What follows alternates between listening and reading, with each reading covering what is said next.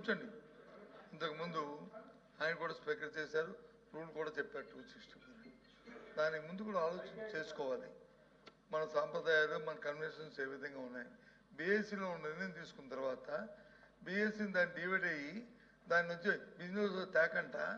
Business తేకుండా కూర్చోమ్మా నీకు ఇస్తారు తర్వాత తేకుండా మరి ఏ విధంగా వాళ్ళు అయ్యారని అధ్యక్ష దానికి రూల్ లేదా మన రూల్ బుక్లో చెప్పంటారా?